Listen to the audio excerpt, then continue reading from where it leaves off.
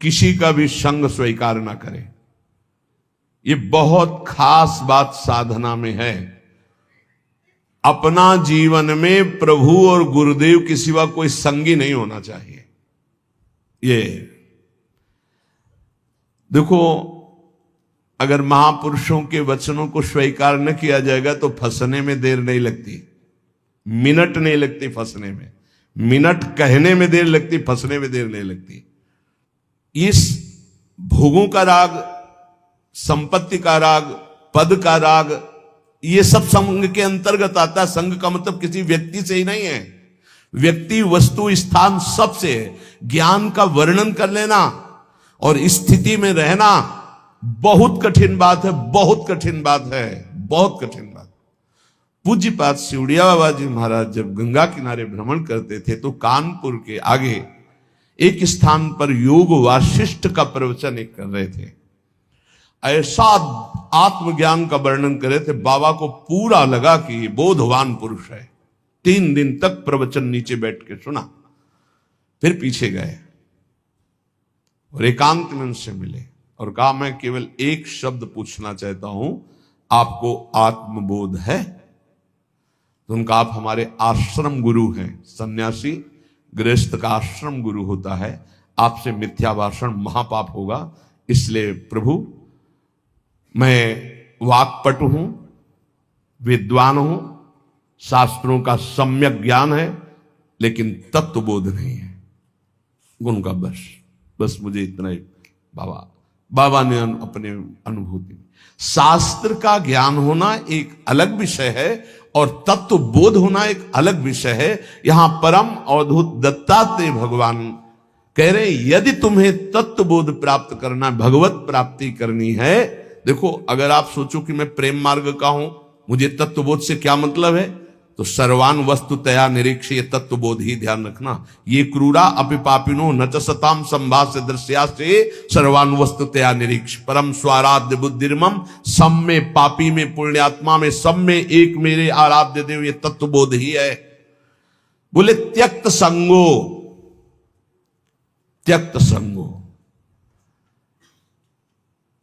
त्यक्त संगो का मतलब केवल बाहरी व्यक्ति नहीं है, वस्तु है, स्थान है, पद है, प्रतिष्ठा है, संपत्ति है, ये बाहरी है। केवल इतना ही नहीं, अंदर की वृत्ति है, अंदर की मान्यता है, अंदर का अहम है, अंदर के विचार हैं, उनसे भी असंग रहना है। त्यक्त संगो, वो जित संग दोषा, अंदर और बाहर से, तब वो परम पद का अधिकारी हो। समझ लीजिए बहुत ध्यान से, शायद ये समझ पाना कठिन है, क्योंकि बाहरी ही कुसंग नहीं त्याग पा रहे, फिर बाहरी संग की बात क्या, फिर अंतर के संग की बात क्या। अंतर के अहम का त्याग, अंतर के विचार का त्याग, अंतर की वृत्ति से असंग, अंतर की वृत्ति से असंग, वो जीवन मुक्त महापुरुष होता है। अंतर की वृत्ति से भी असंग, साक्षी, दृष्टा मात्र। आगे चलकर समझ में आएगा। त्यक्त संगो, अगर भगवत प्राप्ति करनी तो ये सूत्र बहुत अमृत है।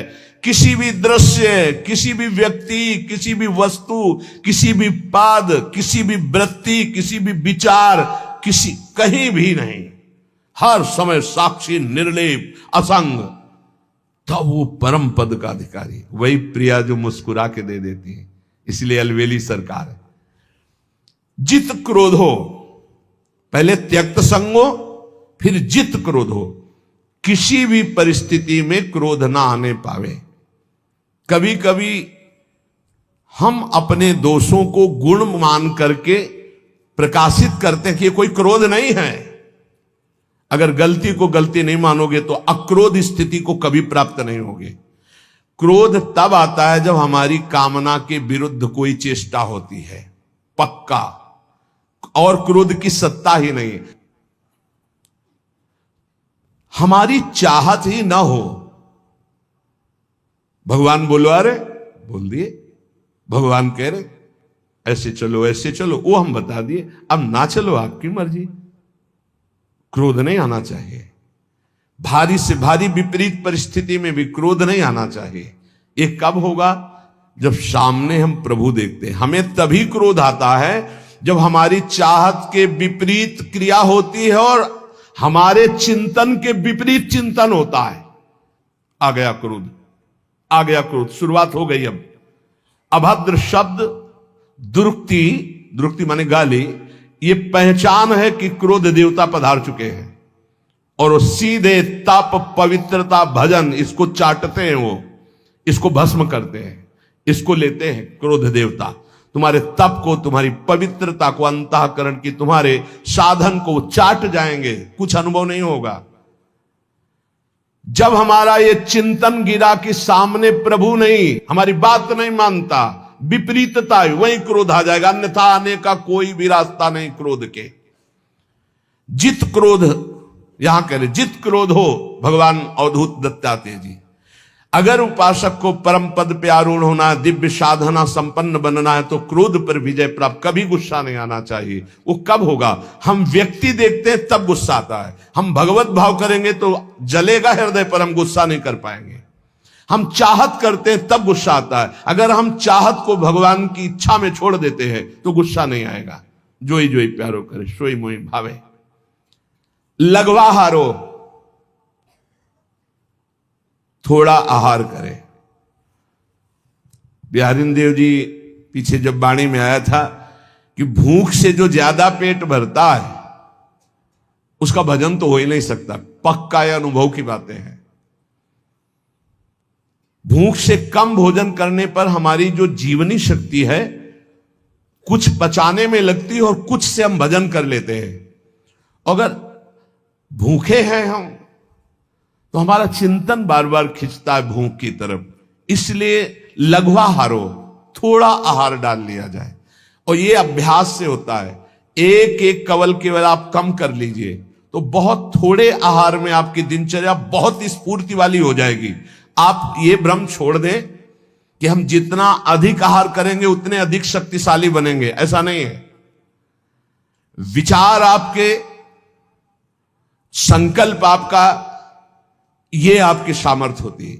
शुद्ध संकल्प, ये हम सांसारिक भाषा में बोल रहे हैं। शुद्ध संकल्प, शुद्ध विचार, पवित्रता, जितेंद्रियता, लघुआहार, आप महान बलशाली हो जाएंगे, पक्का। देखो, संकल्प रहित होकर देखो, भगवद आश्रित होकर देखो, और अपार सामर्थ्य। शुद्ध संकल्प का कितना बड़ा चमत्कार है कि आप नहीं समझ पाएंगे, कि विश्वास ही नहीं कर पाएंगे। अगस्त जी ने संकल्प किया और ऐसे समुद्र को पी गए, पूरे समुद्र को। आप विश्वास नहीं कर पाएंगे कि समुद्र को पी गए अगस्त जी महाराज। महान तप निधि, संकल्प किया और पी गए समुद्र को। ये संकल्प की ताकत। भोजन से इस पांच भौतिक शरीर का पोषण होता है और धीरे धीरे हम शरीर से अपने को अलग करने के लिए साधना कर रहे हैं। तो लघवा हारो, थोड़ा आहार चाहिए। हमारा दिमाग क्या सिखाता है? बर्बाद काहे को करोगे?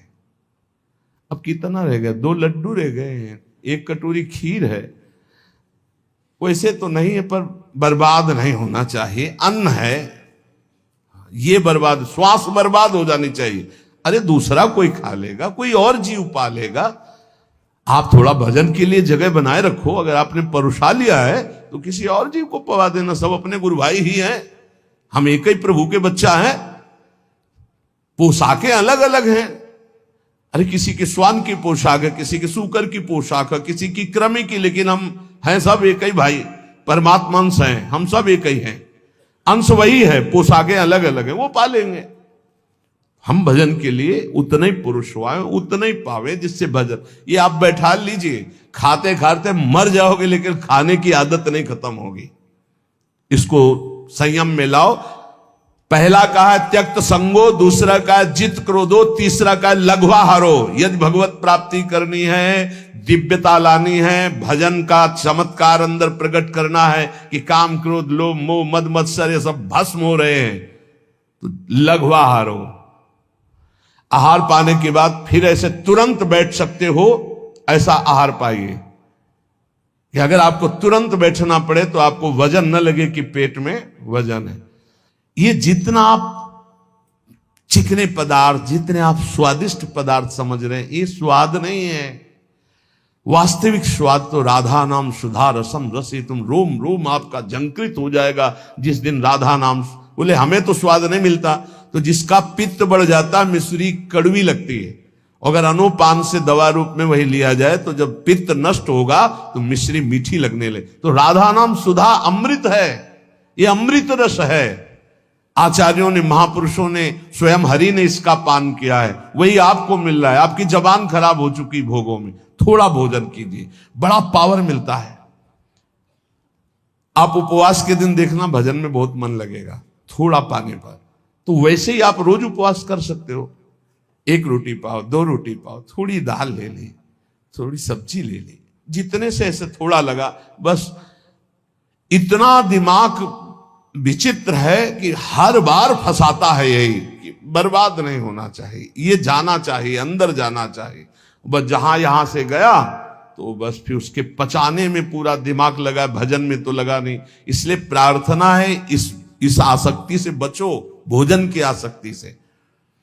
अच्छे पदार्थ जो सृष्टि में कहे जाते हैं उनको थोड़ा लीजिए, और जो रूखे सूखे कहे जाते हैं उनसे पेट भरिए और खूब भजन कीजिए।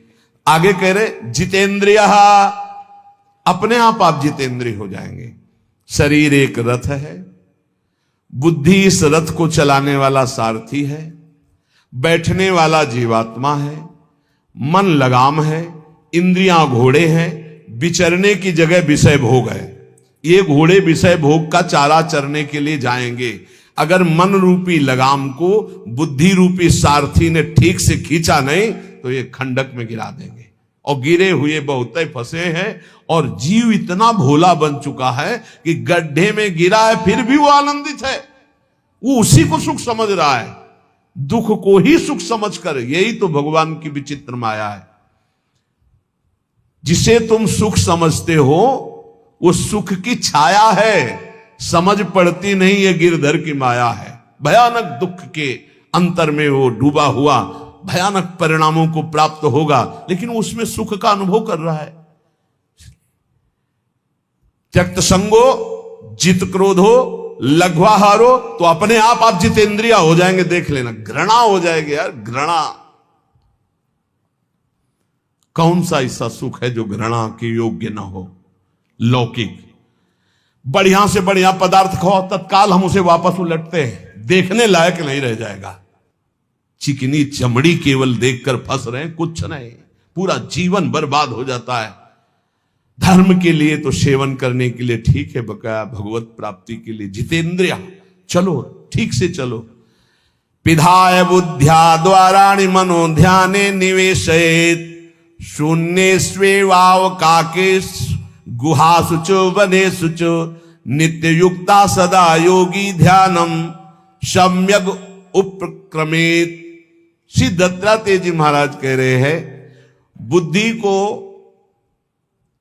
परमात्म चिंतन से इतनी बलवान बनाओ कि अपनी इंद्रियों के द्वारों से घसीट कर उसे भगवान में स्थित करो।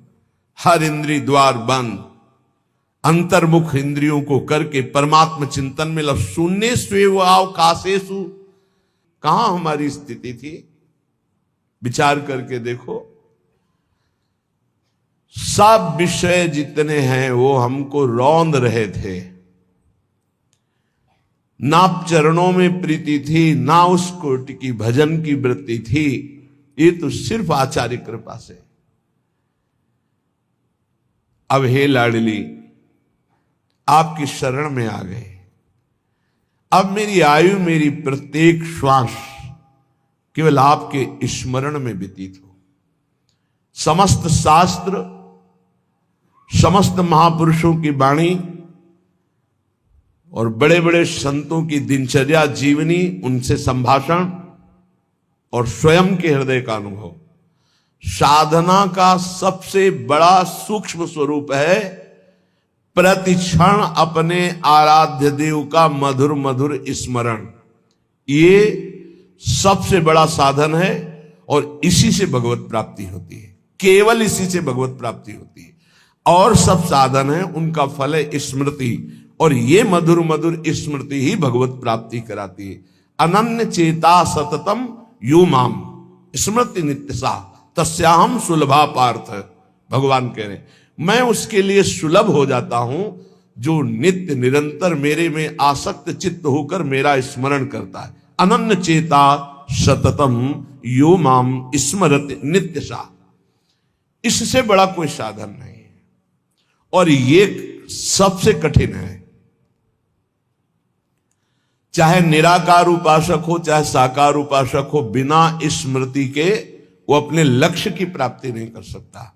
ये हम बहुत से सब शास्त्रों का स्वाध्याय, संतों का समागम, ये योग की सबसे बड़ी वृत्ति है चित्त वृत्ति का निरोध करके परमात्मा स्वरूप में स्थित कर देना, जिसका स्वरूप भगवान श्री कृष्णचंद्र जी कह रहे हैं, तेषाम सतत युक्ता नाम भजताम प्रीति पूर्वकम ददामि बुद्धि योगम तम येन माम उपयांति ते। जो सतत मेरा भजन करते हैं मैं उन्हें बुद्धि योग प्रदान कर देता हूं। चित्त वृत्ति का संसार की तरफ ना जाकर परमात्मा में निरंतर स्थित रहना, आराध्य देव में स्थित रहना, यही सबसे बड़ा योग, यही सबसे बड़ी भक्ति, निरंतर स्मरण, और यही सबसे बड़ा ज्ञान कि सब कुछ विस्मरण अपने स्वरूप में स्थित। भक्ति योग, अष्टांग योग, ज्ञान योग, कर्म योग, किन्हीं न किन्हीं मार्ग में तो होगा ही कोई, लेकिन सबका सार है संसार का विस्मरण और परमात्मा का स्मरण। ये सब संप्रदाय, सब साधन, सबका सार, अगर ये नहीं तो कुछ नहीं मिला आपको। सब साधन कर यह फल सुंदर, प्रभु पद पंकज प्रीति निरंतर। समस्त साधनाओं का ये परम सुंदर फल है कि अपने प्रभु के नाम में, रूप में, लीला में निरंतर स्थिति बनी रहे, अंतर रहित स्थिति बनी रहे। देखो आप, हर साधना का यही फल है। बहुत सुलझा हुआ बात समझना, सब कुछ हो रहा है, स्मृति नहीं है अंदर अखंड, खास बात नहीं, कुछ नहीं हो रहा, स्मृति चल रही है, सब कुछ हो गया। ये बात अच्छे से समझ लीजिएगा। जो स्मृति प्रधान है, स्मृतिवान है, वो विशेष कृपा पात्र है। प्रायः देहाभिमानी क्रियाओं पर, संख्या पर विशेष ध्यान देता है, स्मृति पर नहीं। कृपा पात्र स्मृति पर ध्यान देता है, क्रियाओं पर नहीं। क्रियाएं हो रही, स्मृति कहां है? देहाभिमानी क्रियाओं पर ध्यान, मैंने ये किया, मैं ये करूंगा, मैं ये कर सकता हूं, वो प्रगट क्रियाओं पर ध्यान देता है। जो कृपा पात्र होता है वो आंतरिक स्मृति पे, बाहर जो बन रहा है बहुत एकाग्रता पूर्वक बनेगा, क्योंकि वो एकाग्र है, स्मृतिवान है। स्मृतिवान ही ज्ञानी है, स्मृतिवान ही योगी है, स्मृतिवान ही वैरागी है, स्मृतिवान ही प्रेमी है, भक्त है। जो को स्मृति शून्य, कोई खास बात नहीं, कितनी भी बड़ी तपस्या हो, खास बात।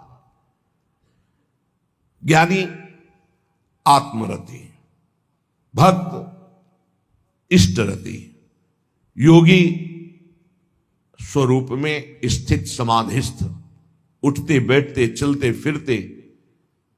अगर यह समाधि नहीं प्राप्त है तो संप्रज्ञात समाधि, जो संकल्पित समाधि, उसका कोई महत्व नहीं। 8 घंटे समाधि, फिर बहिर्मुख बहिर्दशा में उठते बैठते चलते फिरते असंप्रज्ञात विचक्षणा समाधि, संकल्प रहित निरंतर परमात्म स्वरूप में स्थित, ये स्मृतिवान। हर उपासक स्मृति पर जोर दे। कोई इसमें मेहनत की बात नहीं है, इसमें महत्व की बात है। यदि आप देह का महत्व रखते हैं तो भोगों की स्मृति स्वाभाविक होती है। यदि आप प्रभु का महत्व रखते हैं भगवत स्मृति स्वाभाविक होने लगेगी। स्वाभाविक, जैसे हम विषयों की स्मृति करते नहीं, वो बसी हुई माला चल रहा है, स्मृति भोगों की हो रही, आरती पूजा क्रियाएं भागवतिक हो रही, स्मृति पदार्थों की भोगों की हो रही, नाना प्रकार का भोगाकर्षण का स्मरण हो रहा है, उसे स्मृति कहते हैं, जो अंदर अंदर होती है। स्मृतिवान ही महान पुरुष हो सकता है, स्मृतिवान ही दिव्यता को प्राप्त होता है, इसलिए स्मृति को पकड़ो। श्रीपाद प्रबोधानंद जी महाराज, आप जिस वृंदावन में विराजमान है, प्रकत्यंतम तीर्थवा प्रविश वितते ब्रह्म महर्षि स्फुरत पश्यानैकांतिक कलित वैकुंठ भवनम तदद्युच्चान्युच्चान्यनुसर सुधा मन्यांत महोज्वले वृंदारण्ये भ्रम यदि किमप्यत्र मिलति। महाउज्ज्वल परम धाम वृंदावन जिनको मिल गया, अब क्या मिलना बाकी रह जाएगा। बहुत बड़ी ये प्रेम सिद्ध भूमि है, यहां वास मात्र करने से भगवत प्राप्ति है। संपूर्ण प्रकृति, स्थूल सूक्ष्म कारण, इसका जो उल्लंघन कर जाते हैं वो ब्रह्म ज्योति में प्रवेश करते हैं। त्रिगुणात्मिका माया पर जो विजय प्राप्त करते हैं वो ब्रह्म तेज में लीन होते हैं। उससे भी परे जो एकांतिक भगवत प्रीति संपन्न है, उनका वैकुंठ में प्रवेश होता है। उससे भी उच्चतर और भगवान के विभिन्न लीला धाम हैं, उससे भी उच्चतर ये महाप्रेम रस समुद्र वृंदावन धाम है। ये सर्वोपरि उज्जवल प्रेम रस प्रदान करने वाला। यदि तुम्हें वृंदावन मिल गया तो अब कुछ भी मिलना बाकी नहीं रह जाएगा। इसलिए वंदे वृंदावनगत महम भक्ति भारावनम्रो धन्याग्रण्यम क्रमिमपि न चान्यत्र संस्थांतरणाय।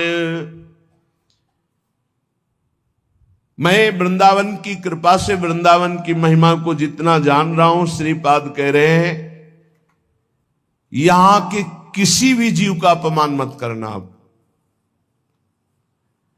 यहां का अगर कीड़ा भी दिखाई देगा तो मैं माथा रख करके उसको दूर से पंचांग प्रणाम करूंगा कि तू धन्य है, वृंदावन में कीड़ा बना, मेरी स्वामिनी के महल का है। बहुत ध्यान देने, किसी की निंदा या अपमान या प्रहार दंड देना ये तो बहुत दूरी बात है। यहां छोटे से छोटे जिसे तुम निम्न कोटि का जीव समझ रहे हो, बड़ा भारी परमहंस महात्मा बना हुआ है। वंदे वृंदावन गतमहम भक्ति भारावनम्रो धन्याग्रण्यम क्रमिमपि। यहां वृंदावन के क्रमी को मैं प्रेम भार से झुककर मस्तक रखकर प्रणाम करता हूं, क्योंकि प्रियाजू के महल का है। किंतु संस्थान त्रणाय मन्ने ब्रह्मादिक सुरगणान किम बहुक्त्या ममेयम। बड़े बड़े देवता देवराजेंद्र ब्रह्मादि को भी मैं तिनके से बड़ा नहीं समझता हूं। ये अभिमान नहीं है, ये स्थिति है। देवराजेंद्र और ब्रह्मा पद को भी मैं तिनके से बड़ा नहीं समझता हूं, क्योंकि आप ब्रह्म स्तंभ पर्यंतम सर्वम मायामयम जगत, तिनका और ब्रह्मा दोनों माया से ही रचे हैं। ब्रह्मादि देवताओं को, इंद्रादि देवताओं को मैं तृण से अधिक नहीं, अर्थात तृण के समान मानता हूं। स्वामी श्री हरिदास जी के लिए भी आया है, सुरपति नरपति लोकपति जिनके भावे घास घास रहे परम आनंद में तज सभी की आस। पर वृंदावन के मैं कीड़े को भी मस्तक रखकर जमीन पे प्रणाम करता हूं। बाहर के भी देवराज इंद्र या ब्रह्मा पद को मैं तिनके के समान समझता हूं। ऐसा आया है रसिकों के लिए कि 7 गांठ कौपीन में इंद्र बापुरो कौन। बेचारा इंद्र, उनके सामने क्या, किनके सामने? बोले जिनकी लंगोटी भी 7 जगह से सिली हुई या गांठ लगी हुई है, सही लंगोटी भी नहीं है। पर प्रिया प्रीतम के अनुराग में तो बोले इंद्र बापुरो कौन, बेचारा इंद्र क्या है उनके सामने। ये पक्की बात है। जो अपने आराध्य देव की प्रीति को प्राप्त हो गया है उसके सामने कुछ नहीं है, कोई पद नहीं। जब भक्ति का रंग चढ़ता है तो न पारमेष्ठम न महेंद्र धिष्णम कह देना बहुत सरल बात है। श्लोक याद करके बोलना या उसका अर्थ बता देना बहुत सरल बात है। और हम कह रहे हैं न पारमेष्ठम न महेंद्र धिष्णम न सार्वभौमम न रसाधिपत्यम न योग सिद्धिर अपनर्भवम वा, नहीं चाहिए। और एक छोटा सा विषय, एक छोटी सी भोग सामग्री विचलित करके नीचे गिरा देती है, तो वो केवल दम्भ हुआ बोलना। स्थिति इन महापुरुषों की जो बोल रहे हैं कि ब्रह्म पद या देवराजेंद्र का पद भी तिनके के समान हमारे लिए है। महत्व है तो वृंदावन का उस कीड़े का भी जो इस रज में रेंगता है। क्रमी प्रौढ़िर गाढ़ा न खलु पर तो भाति कृष्णोपि पूर्णा। मेरी बात को चतुरता पूर्वक मत समझना कि मैं वाक चातुरी से बोल रहा हूं। पक्की बात समझना कि यदि वृंदावन के बाहर श्री कृष्ण भी खड़े हो तो मैं उनको देखने के लिए आंख नहीं उठाऊंगा। जैसा श्रीपाद कह रहे हैं ऐसे श्री भट्ट देवाचार्य जी भी कह रहे हैं। विपिन राज सीमा के बाहर हरिहु को न निहार रे मन वृंदा विपिन।